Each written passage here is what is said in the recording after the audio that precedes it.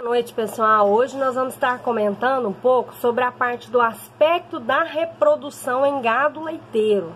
Então, os principais intuitos da reprodução do gado leiteiro.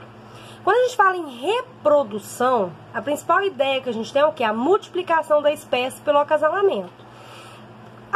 O principal intuito da reprodução é o que? A utilização de biotecnologias como a inseminação artificial ou a inseminação artificial em tempo fixo ou a produção de embriões com o intuito de quê? Que eu tenha uma boa eficiência reprodutiva. O que é uma boa eficiência reprodutiva? Que esses animais eles sejam bem manejados reprodutivamente e que tenham um maior número de bezerros nascidos. E que eu permito que uma maior vida útil desses animais no rebanho, tá? Quando a gente fala de reprodução, a gente tem que dar uma introduçãozinha básica na fisiologia do sistema reprodutor da fêmea. Então a gente sabe que o sistema reprodutor da fêmea ele é constituído, tem a principal função, né, de produção de gametas, ou seja, a produção dos folículos ovarianos, o transporte desse gameta por todo o sistema reprodutor feminino, ou seja, pelas tubas uterinas, no momento que vai ocorrer a fertilização, para que ele chegue até a implantação no útero. O parto, que é essencial que essa vaca esteja bem nutrida, esteja em condições adequadas para o parto. E as secreções hormonais, que são a produção de estrogênio, de progesterona, de prostaglandina. Então, todos os órgãos essenciais da reprodução. E que todos esses órgãos auxiliem de forma positiva para um bom crescimento e desenvolvimento embrionário. Quando a gente fala de constituintes do sistema reprodutor feminino, a primeira coisa que a gente tem que ter em mente é os constituintes. Então a gente tem aqui os ovários, o corno uterino, a gente tem aqui também as tubas uterinas, que é onde ocorre a fertilização, o corno uterino, o útero, a cervix, a vagina, que é o fundo da vagina, e mais afora aqui a vulva da fêmea, né? Eu coloquei essa foto só para exemplificar dois exemplos aí de sistema reprodutor feminino. Então a gente tem à esquerda da égua e à direita da vaca. Então vocês podem ver que o corno uterino ele tem diferença entre os animais. Então, por exemplo, a vaca, o corno uterino é maior e o ovário ele se encontra mais ventralmente. Na égua é o contrário, o corno uterino é menor e o ovário ele se encontra mais dorsalmente, tá? É uma das principais especificações do sistema reprodutor feminino. Quando a gente fala de sistema reprodutor feminino, a gente tem que entender o ciclo estral da fêmea. Então, a fêmea, ela compreende o ciclo estral, que são o quê? A variedade, as variações hormonais que ocorrem nas fêmeas bovinas, tá? O estágio do ciclo estral, ele vai ser dividido em proestro, estro, metaestro e diestro, que são as fases do ciclo estral. A gente tem o proestro, que é onde a gente tem a aceleração do crescimento folicular. Eu tenho uma alta produção de estrogênio.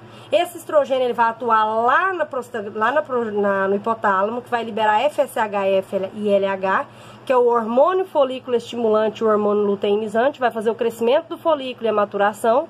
Eu tenho uma redução de progesterona, porque nessa fase aqui ainda está iniciando o crescimento de onda, tá? E eu tenho o quê? Uma hipertrofia do endométrio, ou seja, eu vou ter um crescimento da parede do útero. Para quê? Para a implantação do futuro embrião. E o aumento da vascularização também. Posteriormente eu tenho o estro, que é a fase do cio propriamente dito. Eu tenho um estro elevado e aqui nesse momento o animal já aceita a monta. Eu tenho uma proliferação do epitélio do útero, tá? Que vai desenvolver. E eu tenho uma pequena produção de edema, tá? Que é a junção de líquidos, né, do muco que é produzido pela fêmea. O metaestro e o diestro compreendem as fases mais longas, que é a fase de ovulação e fertilização e a fase de preparação e desenvolvimento para gestação. Então, no metaestro eu tenho estágio de transição, eu tenho aumento da progesterona, porque fertilizou o corpo lúteo, ele vai produzir progesterona, reduz o estrógeno, e eu tenho uma hiperplasia glandular, ou seja, um alto... Nossa, custou sair, né? Um aumento muito grande do útero, tá? E uma redução de edema, ou seja, já não tem tanta produção de líquido, tá? Nem de muco cristalino. No diestro, eu tenho uma influência da progesterona, ou seja, já ovulou, já fertilizou.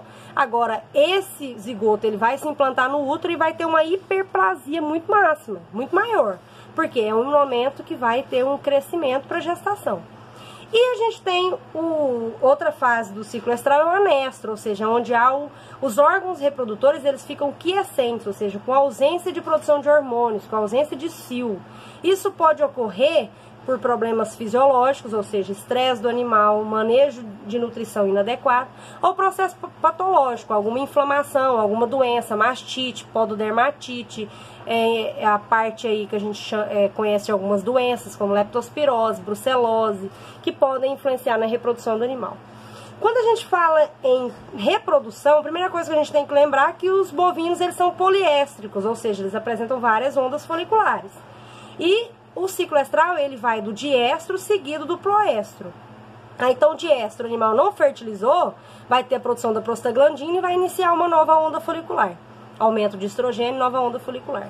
Então, quando o animal ele entra na puberdade, o seu primeiro estro ele é acompanhado de uma boa ovulação. E isso tudo é comandado por meio de GNRH, tá? No entanto, a puberdade do animal ela vai variar de acordo com a espécie, de acordo com a raça, de acordo com a nutrição, o clima e a parte hereditária, ou seja, genética. Né? Se aquela raça ela é mais tardia, consequentemente a progênie vai entrar na puberdade mais tarde.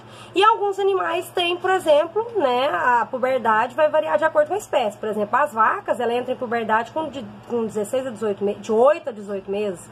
Hoje a gente tem vacas que entram aí no cio com 12 a 14 meses, são animais mais precoces. Já, por exemplo, as búfalas são animais mais tardias, elas vão entrar na puberdade com 24 a 26 meses. Então, essa puberdade ela vai variar também de acordo com a espécie.